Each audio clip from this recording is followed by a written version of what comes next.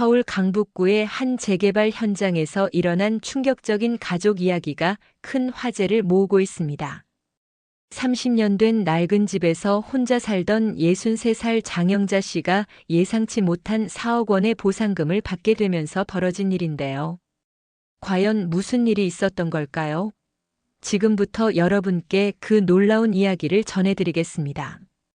여기서 잠깐 더 많은 이야기와 재미있는 콘텐츠를 놓치지 않으시려면 지금 바로 구독과 알림 설정을 해주세요. 여러분의 관심이 저희 채널에게 큰 힘이 됩니다. 장영자 씨가 재개발 보상금 통지서를 받아든 순간 손이 미세하게 떨렸습니다. 서울 강북구 미아동에 위치한 30년 된 다세대 주택이 재개발되면서 받게 된 보상금이 무려 4억 원이었거든요. 평생 월급 150만 원으로 근근히 살아온 63살 영자 씨에게는 상상도 못했던 큰돈이었습니다. 아이고, 이게 진짜야? 영자 씨는 통지서를 몇 번이고 다시 읽어보았습니다. 허름한 원룸에서 혼자 살던 그녀는 갑자기 벅찬 감정에 휩싸였어요. 남편을 일찍 잃고 아들 준석이 하나만 키우며 살아온 지 25년. 그동안 얼마나 힘들었는지 모릅니다. 아들이 대학 다닐 때는 학비며 생활비며 모든 걸 혼자 감당했고 결혼할 때도 전세금까지 빼서 도와줬거든요. 그런데 이제 4억이라니요. 영자 씨는 가슴이 두근거렸습니다. 이제 좀 편하게 살 수 있겠구나. 그동안 아들 집에 가고 싶어도 눈치가 보여서 자주 가지 못했어요. 며느리 하나 씨와의 관계도 그럭저럭이었고 손녀 아린이와도 더 많은 시간을 보내고 싶었는데 항상 조심스러웠습니다. 보상금을 받은 지 사흘 후 영자 씨는 큰 결심을 했습니다. 혼자 살다가 갑자기 쓰러지면 누가 알아줄까 싶은 마음도 있었고 무엇보다 가족들과 함께 있고 싶었거든요.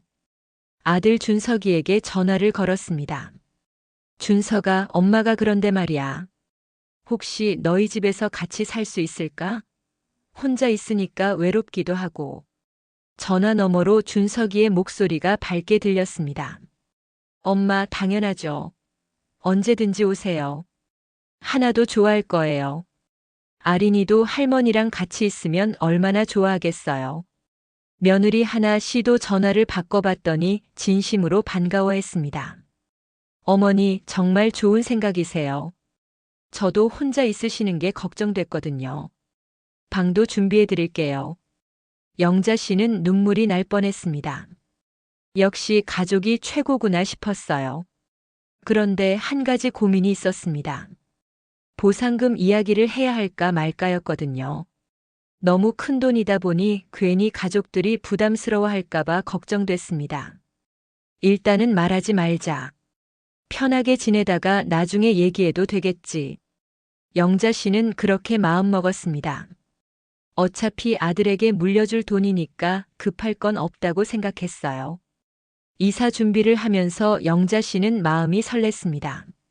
30년간 살던 집을 정리하고 필요한 집만 챙겨서 아들 집으로 향했어요. 준석이네는 성남시 분당구에 있는 35평 아파트에 살고 있었습니다. 영자 씨가 살던 미아동과는 천지 차이였죠. 아파트에 도착했을 때 현관문이 활짝 열리면서 손녀 아린이가 뛰어나왔습니다. 할머니.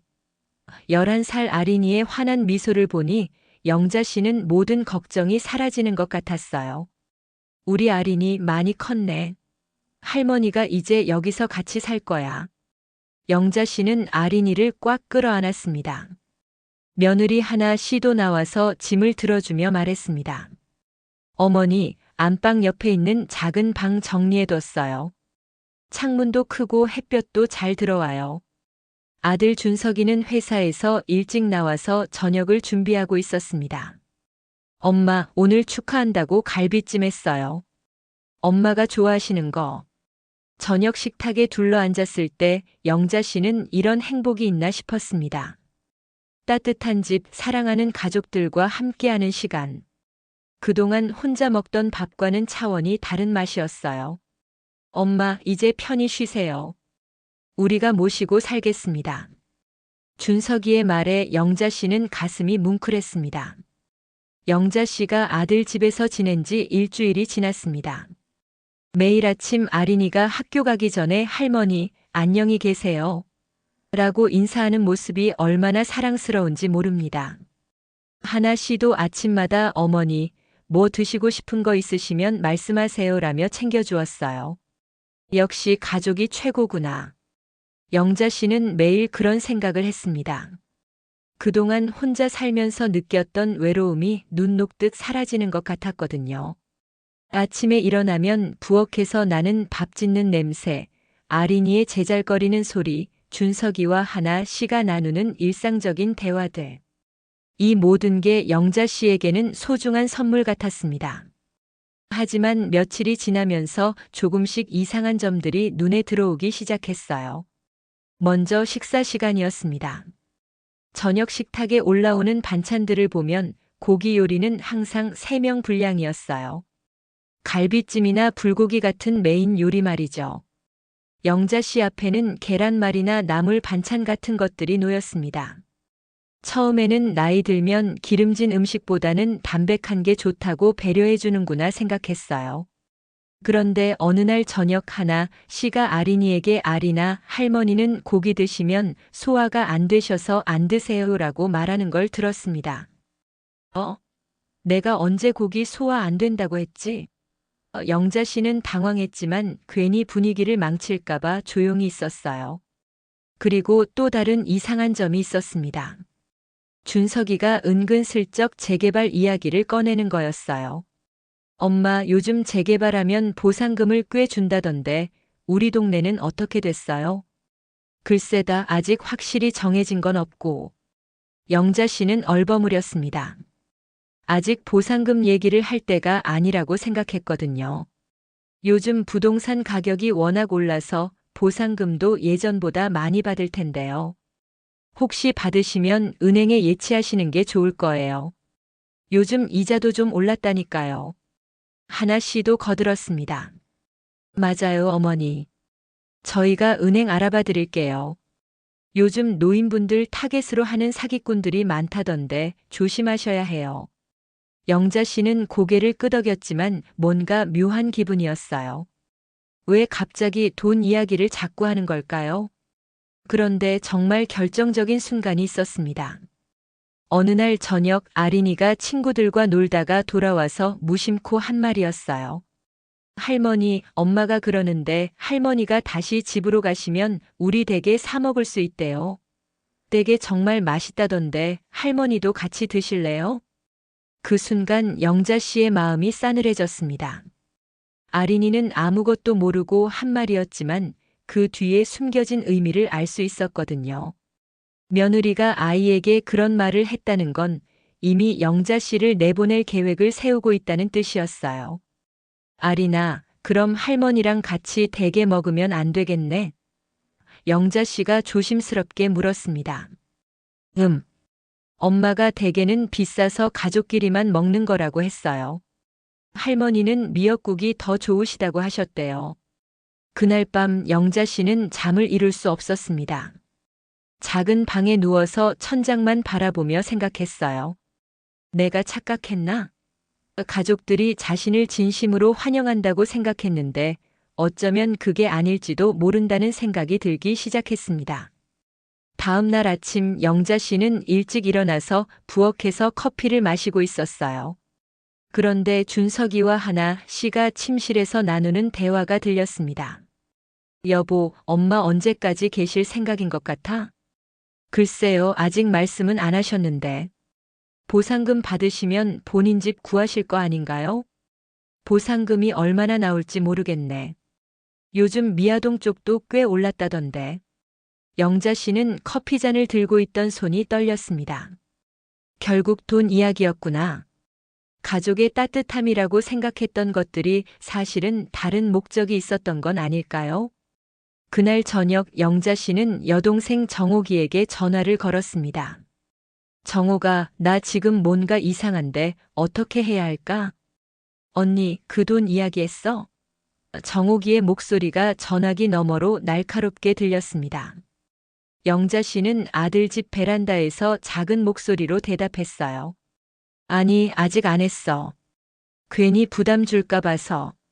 언니 정신 차려. 지금 시험 받고 있는 거야. 정옥이는 단호했습니다.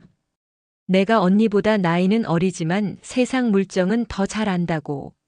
4억이라는 돈이 얼마나 큰 돈인데 그 돈 냄새를 못 맡을 리가 있어. 영자 씨는 가슴이 답답했습니다. 그래도 내 아들인데 설마. 언니 혹시 식사할 때 고기 안 나와? 정옥이의 질문에 영자 씨는 깜짝 놀랐어요. 어떻게 알았을까요? 어떻게 알았어? 언니, 나도 겪어봤거든. 큰오빠 집에 잠깐 있을 때 말이야. 처음 일주일은 천국이야. 그 다음부터 슬슬 본색이 나와.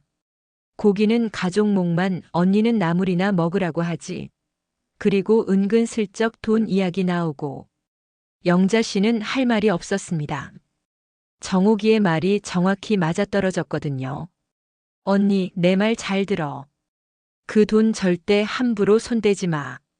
일단 은행 5곳에 나눠서 넣어놔. 그리고 변호사한테 가서 상속 관련 서류도 정리하고. 변호사까지? 당연하지. 언니가 죽으면 그 돈 다 준석이 차지하는 거 맞지만 살아있을 동안은 언니 돈이야. 함부로 못 건드리게 법적으로 보호해놔야 해. 영자 씨는 정옥이의 말을 들으면서 점점 현실을 깨달아가고 있었습니다. 가족이라고 해서 무조건 믿어서는 안 되는 걸까요? 그런데 정옥아, 만약에 내가 오해하고 있는 거라면? 그럼 더 좋은 거지. 하지만 언니, 요즘 세상에 4억을 앞에 두고 마음이 안 흔들릴 사람이 몇이나 될까? 특히 언니가 나이도 있고 혼자 사니까 더 쉽게 생각할 수도 있어. 다음 날 영자 씨는 조심스럽게 탐색해보기 시작했습니다. 아침에 하나 씨가 시장을 갈 때 따라 나서면서 물어봤어요. 하나야, 요즘 생활비 많이 들지? 네, 어머니. 요즘 물가가 워낙 올라서요. 특히 아린이 학원비랑 준석이 오빠 회사 점심값까지. 한 달에 300만 원은 좋게 나가요. 그래? 많이 드네. 네, 그래서 저희도 좀 더 넓은 집으로 이사 가고 싶은데 전세 대출 받기도 쉽지 않고요. 영자 씨는 하나 씨의 말투에서 뭔가 의도를 느꼈습니다. 괜히 생활비 이야기를 하는 게 아닌 것 같았어요. 그날 오후 준석이가 회사에서 일찍 돌아왔습니다. 평소보다 일찍 온 이유를 물으니 이런 대답이 돌아왔어요. 엄마, 제가 요즘 투자 공부를 좀 하고 있거든요. 부동산이나 주식 말고 다른 안전한 투자 방법들 있잖아요. 혹시 엄마도 관심 있으시면 같이 해볼까요? 투자? 네, 요즘 은행 이자가 너무 낮잖아요. 정기예금 해봐야 연 3% 정도밖에 안 되는데 조금만 공부하면 연 5%는 충분히 받을 수 있어요. 영자 씨는 준석이의 눈빛이 예전과 다르다는 걸 느꼈습니다. 뭔가 간절한 빛이 있었어요. 그런데 엄마, 혹시 재개발 보상금 얼마 정도 받을 것 같아요? 미리 계획을 세워놔야 하잖아요. 아직 정확히 안 나왔어. 곧 나올 것 같긴 한데. 그럼 나오면 저한테 말씀해 주세요. 제가 알아본 투자처가 있거든요. 정말 안전하고 수익률도 좋은 곳이요. 그날 밤 영자 씨는 정옥이에게 다시 전화했습니다. 정옥아, 너 말이 맞는 것 같아. 준석이가 오늘 투자 이야기를 하더라고. 봐, 내가 뭐라고 했어? 언니, 이제 작전을 짜야 해. 작전? 응. 일단 내일 나랑 같이 은행 가자. 돈부터 안전하게 처리하고 그 다음에 준석이네한테 테스트해 보는 거야. 테스트? 공동 계좌 만들자고 해봐. 그럼 본색이 확 나올걸? 영자 씨는 가슴이 두근거렸습니다. 정말 가족을 시험해 봐야 하는 상황이 온 걸까요? 정호가, 그런데 만약에 내가 틀렸다면 괜히 가족 관계만 나빠지는 거 아닐까? 언니, 진짜 가족이라면 돈 때문에 관계가 나빠질 리 없어. 오히려 언니를 더 보호하려고 할 거야. 근데 만약에 돈 때문에 관계가 나빠진다면 그건 애초에 진짜 가족이 아니었던 거지. 정옥이의 말이 가슴에 와 닿았습니다. 영자 씨는 결심했어요. 내일 정옥이와 함께 은행에 가서 돈부터 안전하게 처리하고 그 다음에 가족들의 진심을 확인해 보기로 했습니다. 그런데 그날 밤 늦게 화장실에 가려고 일어났을 때 거실에서 준석이와 하나 씨가 작은 목소리로 이야기하는 소리가 들렸어요. 여보, 엄마 돈 얘기 언제 꺼낼 거야? 조급하면 안 되죠. 일단 투자 이야기부터 자연스럽게 해서. 영자 씨는 그 자리에서 얼어붙었습니다. 화장실 문 앞에 서서 영자 씨는 숨을 죽이고 거실에서 들려오는 대화에 귀를 기울였습니다. 준석이와 하나 씨는 소파에 앉아서 작은 목소리로 이야기하고 있었어요. 여보, 엄마가 혹시 의심하고 있는 것 같지 않아요? 하나 씨의 목소리였습니다. 아니야, 엄마는 워낙 순하시니까 괜찮을 거야. 그런데 투자 이야기는 너무 급하게 하지 말고 조금 더 자연스럽게 접근해야 해. 그런데 정말 얼마나 받을까요? 미아동 쪽이 요즘 많이 올랐다던데. 최소 3억은 받을 거야. 아니면 4억도 가능하고. 그 정도면 우리 전세 대출도 다 갚고 아린이 교육비도 충분히 감당할 수 있어. 영자 씨의 가슴이 철렁 내려앉았습니다. 3억, 4억이라는 숫자가 정확히 맞아떨어졌거든요. 어떻게 그렇게 정확히 추정할 수 있을까요? 그런데 엄마가 혼자 관리하시기에는 너무 큰 돈이잖아요. 요즘 노인 대상 사기도 많고 실수로 어디 투자했다가 날릴 수도 있고. 맞아. 그래서 우리가 도와드려야 하는 거지. 공동 명의로 하면 안전하기도 하고 관리도 편하고. 공동 명의요? 그럼 우리도 같이 관리할 수 있겠네요. 당연하지. 어차피 나중에는 다 우리 거니까 미리 같이 관리하는 게 좋지. 영자 씨는 벽에 기대서 겨우 몸을 지탱했습니다. 어차피 나중에는 다 우리 거니까라는 말이 귓가에서 맴돌았어요. 그들에게 영자 씨는 이미 죽은 사람 취급이었던 걸까요? 그런데 여보, 엄마가 갑자기 우리 집에 오시겠다고 하신 게 혹시 보상금 받은 거랑 관련 있을까요? 그럴 수도 있지. 큰돈 받고 나니까 외로움도 달래고 싶고 가족들이랑 나눠 쓰고 싶은 마음도 있으셨을 거야. 정말 착하신 분이에요, 엄마는. 그런데 우리가 잘해드려야 해요. 나중에 후회 없게. 영자 씨는 하나 씨의 마지막 말을 들으면서 복잡한 감정에 휩싸였습니다. 그들이 자신을 나쁘게 생각하는 건 아닌 것 같았어요. 하지만 결국 돈이 목적이라는 건 분명했습니다. 그런데 엄마 돈 관리는 어떻게 할 거야? 은행에 그냥 넣어두실까? 아니지, 그건 너무 아까워. 요즘 부동산도 좋고 주식도 괜찮은 게 많은데. 내가 좀 알아봤거든. 주식은 위험하지 않을까요? 아니야, 안전한 것들도 많아. 배당 주식이나 우량주 같은 거. 그리고 부동산도 좋은 매물 있으면 같이 투자하고. 영자 씨는 더 이상 듣고 있을 수가 없었습니다. 조용히 뒷걸음질 쳐서 방으로 돌아가 문을 살며시 닫았어요. 침대에 앉아서 손이 떨리는 걸 느꼈습니다. 내가 착각하고 있었구나. 영자 씨는 중얼거렸습니다. 가족의 사랑이라고 생각했던 것들이 사실은 돈에 대한 기대였던 거였어요. 따뜻한 말들, 챙겨주는 행동들, 모든 게 4억이라는 돈 때문이었던 겁니다. 그날 밤 영자 씨는 한잠도 자지 못했습니다. 창밖으로 새벽이 밝아올 때까지 천장만 바라보며 생각했어요. 어떻게 해야 할까요? 정옥이가 맞았습니다. 지금 시험 받고 있는 거였어요. 새벽 5시가 되자 영자 씨는 조용히 일어나서 정옥이에게 메시지를 보냈습니다. 정옥아, 너 말이 맞았어. 어젯밤에 다 들었어. 오늘 은행 가자. 30분 후에 정옥이에게서 답장이 왔어요. 언니 마음 아프지? 하지만 이제라도 알게 된 게 다행이야. 오늘 아침 9시에 나와. 은행부터 처리하고 변호사 사무실도 같이 가자. 영자 씨는 폰을 내려놓고 깊게 숨을 쉬었습니다. 이제 정말 결정을 내려야 할 때였어요. 가족을 믿고 그대로 넘어갈 것인가 아니면 자신을 보호할 것인가. 아침 7시 준석이와 하나 씨가 일어나서 부엌에서 아침 준비를 하고 있을 때 영자 씨도 방에서 나왔습니다. 엄마, 일찍 일어나셨네요. 하나 씨가 밝게 인사했어요. 응, 잠이 안 와서. 하나야, 오늘 나 좀 나갔다 와도 될까? 물론이죠, 어머니. 어디 가시는데요? 동네 친구들 좀 만나고 은행 업무도 좀 볼 게 있어서. 준석이가 관심을 보였습니다. 은행 업무요? 혹시 보상금 관련해서요? 영자 씨는 잠깐 망설이다가 대답했어요. 응, 그런 것도 있고.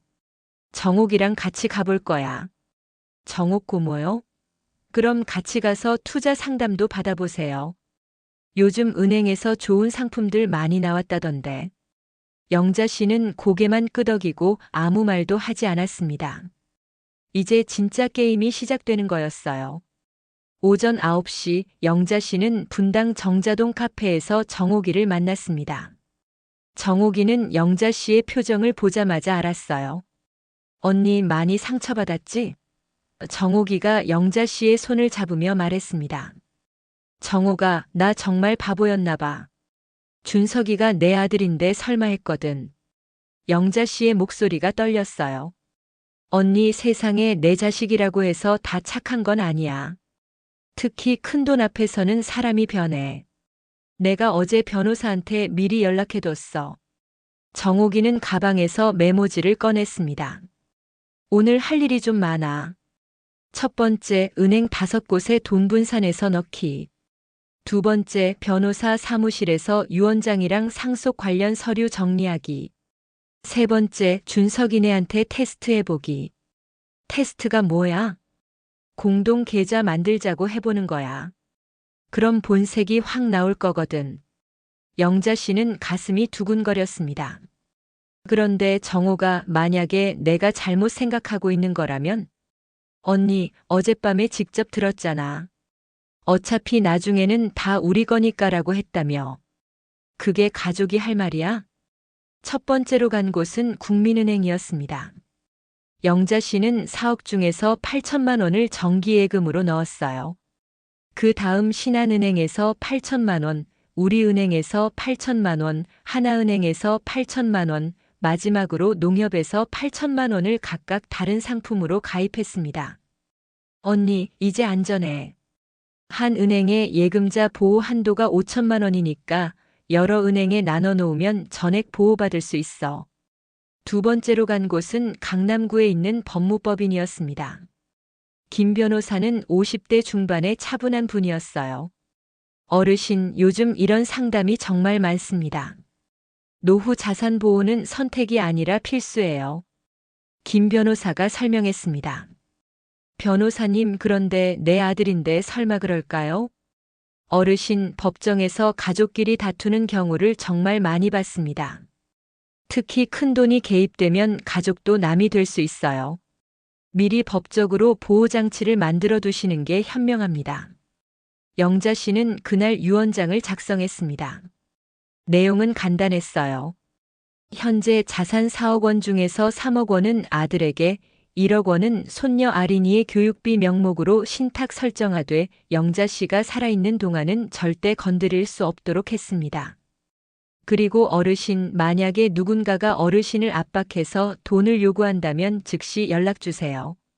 법적 보호 조치를 취할 수 있습니다. 변호사 사무실을 나오면서 정옥이가 말했어요. 언니, 이제 마음이 좀 편하지? 응, 그런데 정옥아, 이제 진짜 테스트를 해봐야 하는구나. 오후 3시 영자 씨는 집으로 돌아왔습니다. 마침 하나 씨가 거실에서 아린이와 함께 숙제를 도와주고 있었어요. 어머니, 어떻게 다녀오셨어요? 하나 씨가 반갑게 인사했습니다. 응, 정옥이랑 은행도 가보고 이런저런 일 좀 봤어. 영자 씨는 일부러 자세한 말은 하지 않았어요. 은행에서 뭐 좋은 상품 소개받으셨어요? 글쎄, 여러 가지 설명해 주더라고. 아직 잘 모르겠어. 그때 준석이가 회사에서 돌아왔습니다. 엄마, 오늘 은행 다녀오셨다면서요? 어떠셨어요? 영자 씨는 깊게 숨을 쉬고 정옥이가 알려준 대로 말했어요. 준서가 엄마가 그런데 말이야. 보상금 받으면 너희랑 공동 명의로 계좌를 만들까 생각 중이야. 순간 준석이의 눈이 반짝였습니다. 정말요, 엄마? 그럼 저희가 관리 도와드릴 수 있겠네요. 하나 씨도 관심을 보였어요. 어머니, 정말 좋은 생각이세요. 요즘 노인분들 대상으로 하는 사기가 많다던데 가족이 함께 관리하면 안전하죠. 그런데 얼마 정도 받으실 것 같아요? 준석이가 조심스럽게 물었습니다. 영자 씨는 잠깐 망설이다가 거짓말을 했어요. 3억 정도 될 것 같아. 3억이요? 와, 정말 많이 받으시네요. 하나 씨의 목소리에서 흥분이 느껴졌어요. 그럼 엄마 내일 같이 은행 가서 공동 계좌 만들어요. 제가 좋은 투자 상품도 미리 알아봤거든요. 영자 씨는 가슴이 아팠습니다. 역시 정옥이 말이 맞았어요. 돈 이야기가 나오자마자 가족들의 태도가 확연히 달라졌거든요. 그래, 그렇게 하자. 그런데 준서가 엄마가 하나 물어볼 게 있어. 네, 뭐든지 말씀하세요. 혹시 엄마가 없어도 너희끼리 잘 살 수 있을까? 준석이와 하나 씨가 잠깐 당황한 표정을 지었어요. 엄마, 갑자기 왜 그런 말씀을? 아니야, 그냥 궁금해서. 엄마도 나이가 있으니까 언젠가는 너희끼리 살아야 할 텐데. 어머니, 아직 그런 생각은 너무 이르죠. 건강하시잖아요. 하지만 영자 씨는 그들의 눈빛에서 뭔가 다른 감정을 읽을 수 있었습니다. 마치 그때가 되면이라는 생각을 하고 있는 것 같았어요. 그날 밤 영자 씨는 정옥이에게 메시지를 보냈습니다. 정옥아, 테스트 결과 너 말이 맞았어. 내일 은행 같이 가자고 하네. 다음 날 오전 10시 영자 씨는 준석이, 하나 씨와 함께 농협 분당 지점에 갔습니다. 은행 창구 직원은 30대 초반의 친절한 여자 직원이었어요. 어르신, 공동명의 계좌 개설하시려고 하셨죠? 먼저 신분증부터 확인하겠습니다. 영자 씨가 신분증을 내밀면서 말했어요. 네, 그런데 그 전에 제가 먼저 말씀드릴 게 있어요.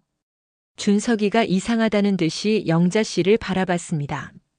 엄마, 뭐요? 사실은 말이야. 영자 씨는 깊게 숨을 쉬었어요. 보상금을 이미 받았어. 그리고 이미 다른 은행들에 나눠서 넣어뒀어. 순간 준석이와 하나 씨의 표정이 변했습니다. 엄마, 그게 무슨 말씀이세요? 3억이라고 했는데 사실은 4억이야. 그리고 어제 정옥이랑 함께 5개 은행에 나눠서 예치했어. 오늘은 그냥 보여주기용 계좌를 만들려고 했던 거야. 하나 씨가 당황한 목소리로 말했어요. 어머니, 그럼 저희한테 왜 말씀 안 하셨어요? 왜냐하면 영자 씨는 잠깐 망설이다가 결정적인 말을 했습니다. 너희가 진짜 나를 사랑해서 함께 살자고 한 건지 아니면 돈 때문에 그런 건지 궁금했거든. 준석이의 얼굴이 빨갛게 달아올랐어요. 엄마, 그게 무슨 말씀이세요? 저희를 도둑으로 보시는 거예요? 도둑이라고 하지는 않았어. 하지만 그저께 밤에 너희가 거실에서 나눈 대화를 다 들었어. 순간 준석이와 하나 씨가 얼어붙었습니다. 어차피 나중에는 다 우리 거니까라고 했지. 그리고 엄마가 혼자 관리하기에는 너무 큰 돈이라고도 했고. 하나 씨가 변명하듯 말했어요. 어머니, 그건 정말 어머니를 걱정해서. 걱정? 영자 씨의 목소리가 차가워졌어요. 그럼 왜 식사할 때 고기는 항상 3명 분량만 만들어? 왜 아린이한테는 할머니가 가시면 대개 사 먹을 수 있다고 말해? 은행 직원이 어색한 상황을 감지하고 조심스럽게 말했습니다. 죄송합니다만 일단 상담실로 자리를 옮기실까요? 상담실에 들어가자 준석이가 화를 내기 시작했어요. 엄마, 저희가 그렇게 못 믿을 사람들이에요? 평생 엄마 모시고 살겠다고 했는데. 준석아, 너 솔직히 말해봐. 내가 보상금 못 받았다면 그래도 나를 모시고 살겠다고 했을까? 준석이는 할 말이 없었습니다. 하나 씨가 눈물을 흘리며 말했어요. 어머니, 저희가 돈 때문에 그런 게 아니에요. 정말 어머니를 모시고 싶어서. 하나야, 그럼 왜 첫날부터 재개발 보상금 이야기를 자꾸 했어? 왜 투자 이야기를 계속 꺼냈고? 영자 씨는 가방에서 서류를 꺼냈어요. 이미 변호사한테 가서 유언장도 썼어. 3억은 준석이한테, 1억은 아린이 교육비로 신탁 설정했어. 하지만 내가 살아있는 동안은 절대 건드릴 수 없게 했어. 준석이가 깜짝 놀랐어요. 엄마 유언장까지 쓰셨다고요? 응. 그리고 내가 만약에 갑자기 죽거나 치매에 걸리면 정옥이가 모든 걸 관리하도록 해뒀어. 하나 씨가 울먹이며 말했어요. 어머니, 저희를 그렇게 못 믿으세요? 믿고 싶었어. 정말 믿고 싶었어. 하지만 너희가 밤에 나눈 대화를 들었을 때 내 마음이 얼마나 아팠는지 알아? 은행 직원이 조심스럽게 끼어들었어요. 죄송합니다만 오늘 계좌 개설은 어떻게 하실 건가요? 영자 씨가 단호하게 말했어요. 안 합니다. 오늘은 그냥 가겠어요. 준석이가 마지막으로 말했어요. 엄마, 그럼 이제 어떻게 하실 거예요? 글쎄, 생각해 봐야겠어. 준석아, 하나야, 미안해. 엄마가 너무 성급했나 봐. 영자 씨는 일어서서 은행을 나왔습니다. 준석이와 하나 씨는 멍하니 그 뒤를 따라왔어요. 차 안에서 집으로 가는 동안 아무도 말을 하지 않았습니다. 분위기가 너무 어색했거든요. 영자 씨는 창밖을 바라보며 생각했어요. 이제 정말 끝인 건가? 집에 도착해서 현관문을 열자 아린이가 뛰어나왔어요. 할머니, 어디 다녀오셨어요? 응, 아린아. 할머니가 은행 갔다 왔어. 아린이는 아무것도 모르고 환하게 웃었어요. 할머니, 오늘 저녁에 뭐 먹을 거예요?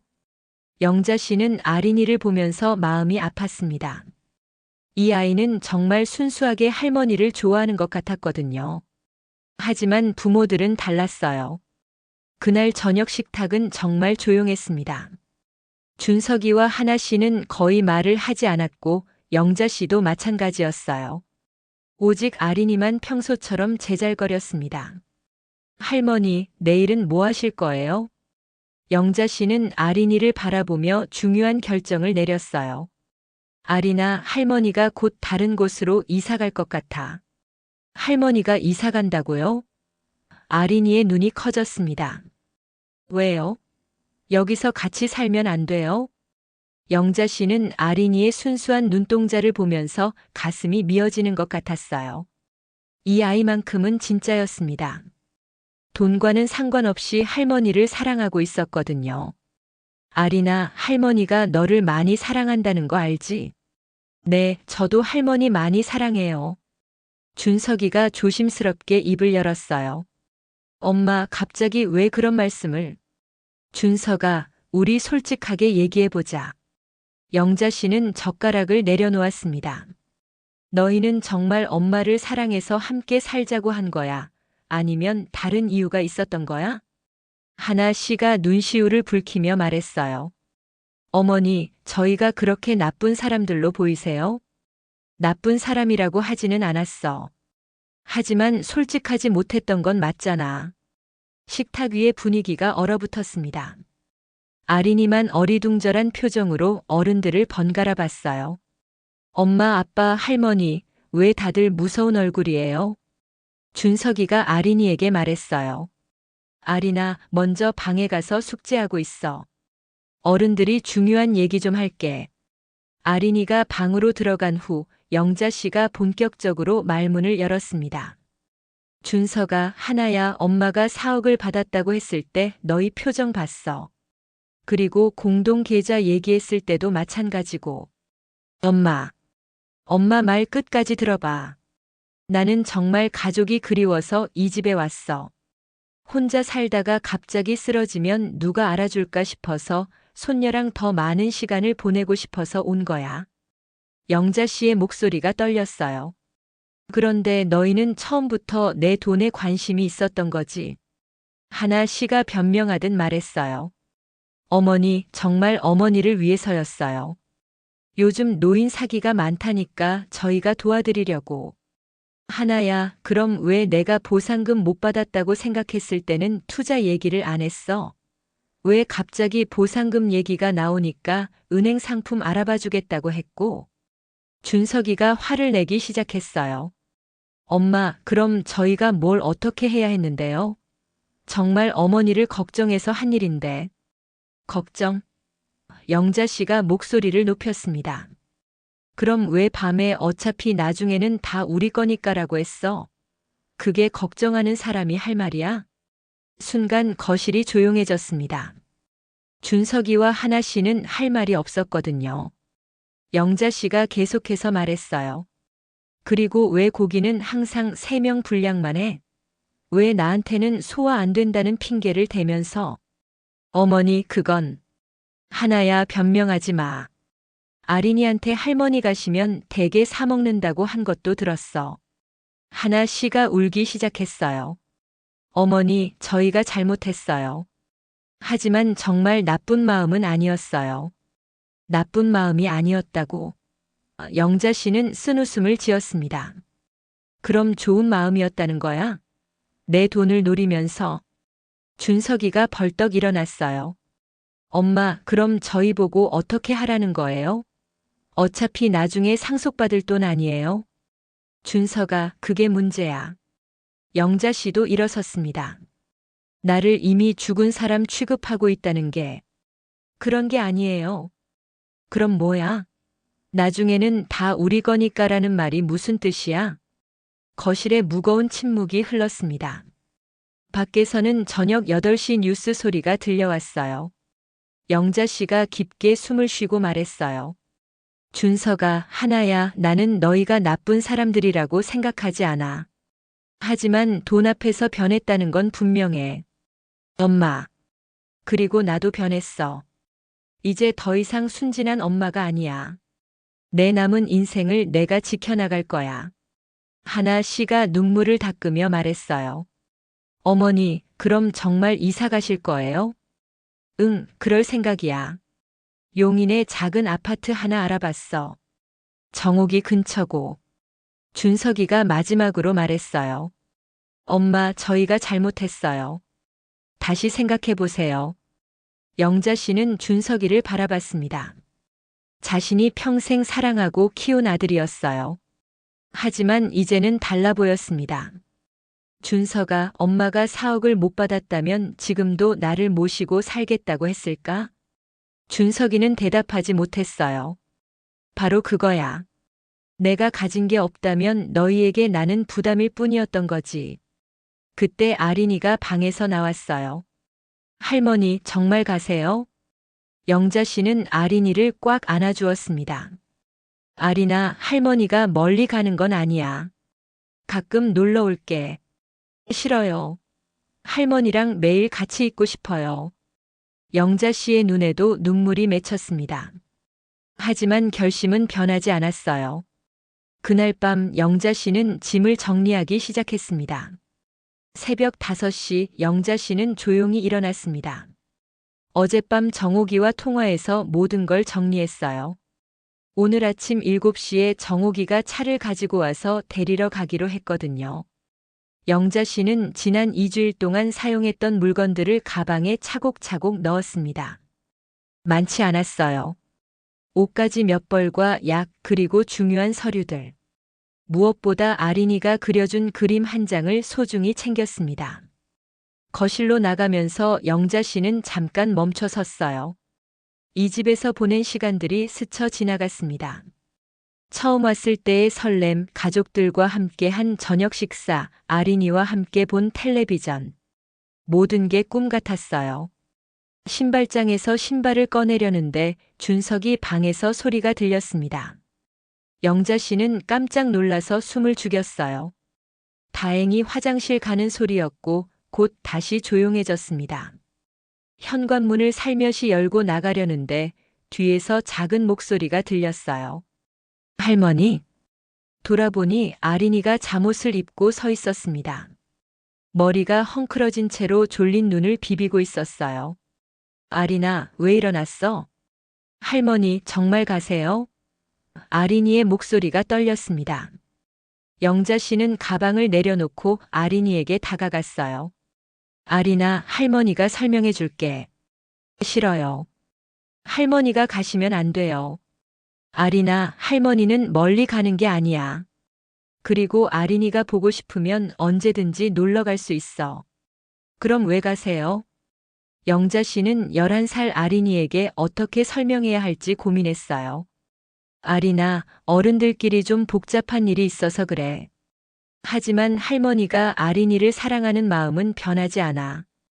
엄마 아빠가 할머니한테 나쁜 짓 했어요? 영자 씨는 깜짝 놀랐어요. 아이가 생각보다 많은 걸 알고 있었거든요.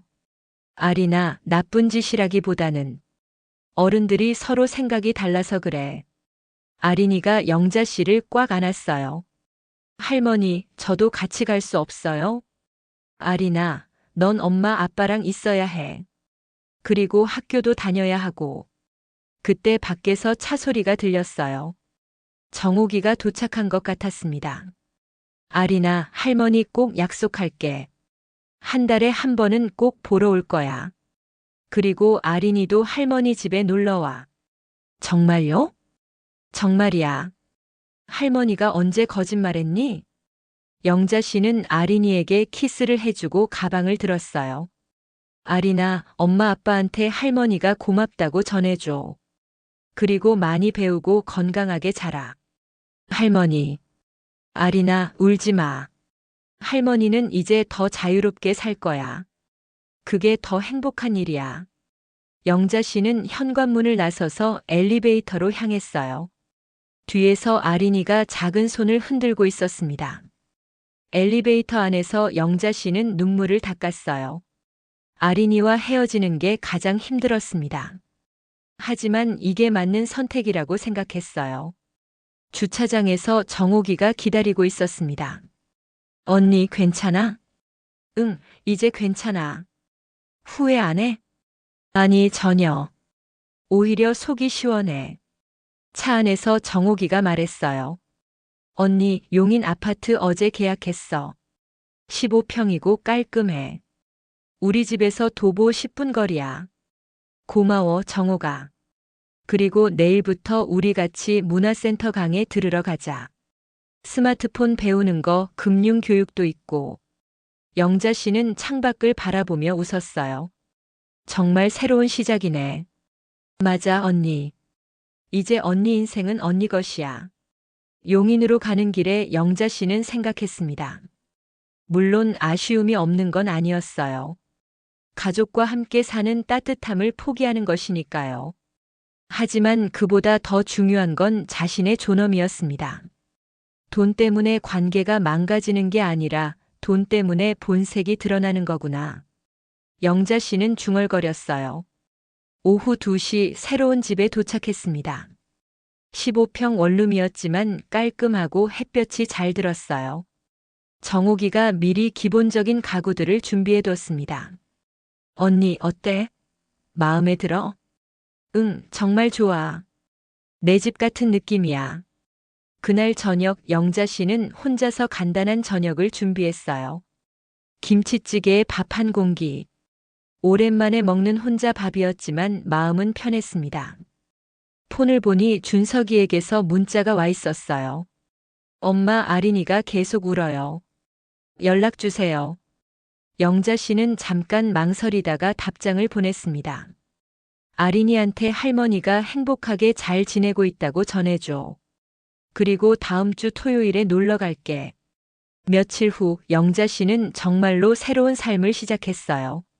문화센터에서 스마트폰 사용법을 배우고 투자 교육도 받았습니다. 또 같은 또래의 새로운 친구들도 사귀었어요. 한 달 후 약속대로 아린이를 만나러 갔습니다. 아이는 할머니를 보자마자 뛰어와서 안겼어요. 할머니, 보고 싶었어요. 아리나, 할머니도 많이 보고 싶었어. 준석이와 하나 씨도 나와서 인사했지만 예전과는 분위기가 달랐어요. 서로 조심스러워하는 것 같았습니다. 엄마, 어떻게 지내세요? 응, 잘 지내고 있어. 새로운 친구들도 생겼고 배우는 것도 많고. 그래요. 좋으시겠어요. 영자 씨는 아린이와 함께 놀이공원에 갔어요. 아이는 할머니와 함께 있는 시간이 너무 즐거워했습니다. 할머니, 이제 정말 행복해요? 응, 아린아. 할머니는 이제 정말 자유로워. 그날 저녁 집으로 돌아가면서 영자 씨는 생각했습니다. 가족의 사랑을 잃은 건 아쉽지만 자신의 존엄을 지켜낸 것에 대해서는 후회하지 않았어요. 노년의 행복은 누군가에게 의존하는 게 아니라 스스로 선택할 수 있는 자유에서 오는 거구나. 창밖으로 석양이 지고 있었습니다. 영자 씨는 편안한 마음으로 새로운 하루를 준비했어요. 내일은 또 어떤 일들이 기다리고 있을까요? 이제는 누구의 눈치도 보지 않고 자신이 원하는 대로 살 수 있었습니다. 4억이라는 돈은 영자 씨에게 단순히 경제적 자유만 준 게 아니었어요. 진짜 가족이 누구인지 그리고 자신의 존엄이 얼마나 소중한지 깨닫게 해준 선물이었습니다. 영자 씨의 새로운 인생이 시작되었습니다.